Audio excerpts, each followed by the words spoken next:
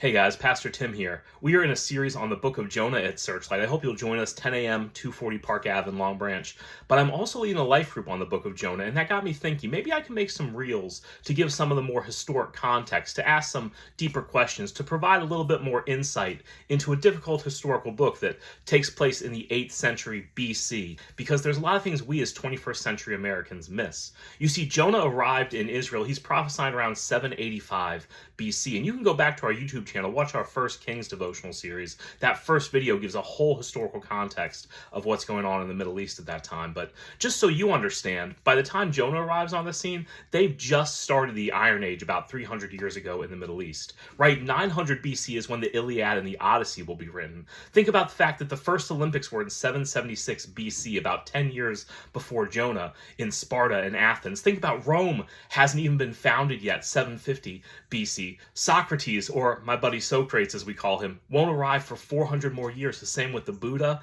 and Confucius. Islam won't be established by Muhammad till 1400 years later. So this is the historical setting that Jonah arrives in. Follow us on Instagram for our next reel and hear about the state of Israel and Nineveh.